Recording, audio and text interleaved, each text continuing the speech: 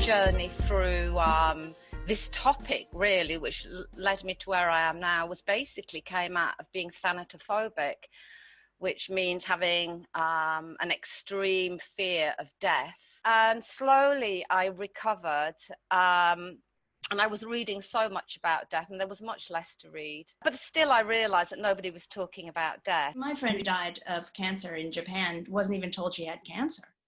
Oh my God. So that I think that's gotten better recently. But when I was there in the 90s, it was a taboo. Like there was one actor who came out as having cancer, and it was wow.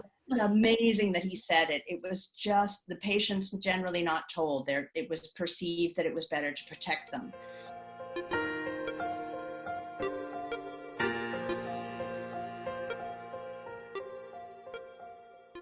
The answers to these questions are constantly changing for me, and it makes me think I am actually thinking, and I'm not just resting on my laurels and thinking I know anything. So not be afraid to change and coming from a different point of view, which is, especially when you're passionate about something, you sort of then can shut other things out if you're not careful. I just found that it's a conversations that I can never get bored with, because everyone says something new that I've not heard before.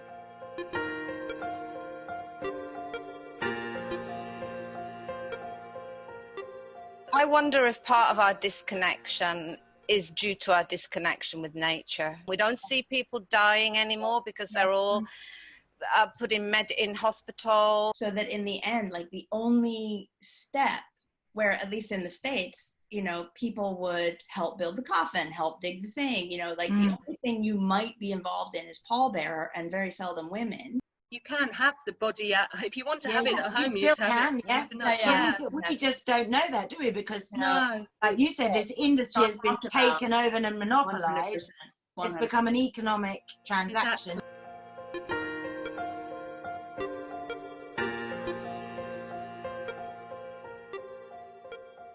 He died. My son said, "Shall I go get someone?" Because he was in a hospital. And I said, "No. We sat down and I put on a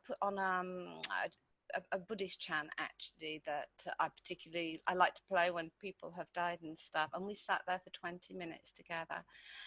And then we went our separate ways. He would have been like 20 at this point. When we met up again later in London, I said to him, "How are you feeling about what happened the other day?" And he looked at me and he said, "Mom, I feel so alive." Wow. And the first thing my son said to me after he died is, "Mom, did you see? He smiled as he died."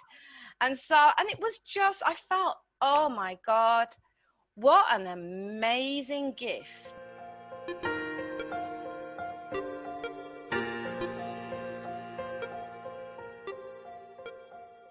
Now all has changed. There's nothing like a kiss to slake the thirst, to stave off hunger, to make the mind wobble a bit. Such sweetness is all tangled up with memory. There's bliss in the moment, and thus is kindness served. Life's not a straight line aimed at death. It's curved.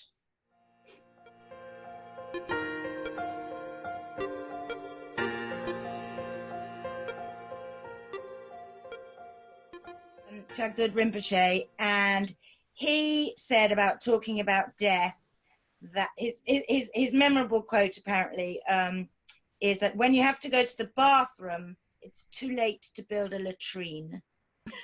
I just hope that people do, I mean, it's a bit of a cliche, but people do continue talking about death and dying, and don't see it the same way as birth. And almost celebrate it the same way, and talk about it in the same way, and prepare in the same way. So just become a fact of life, really.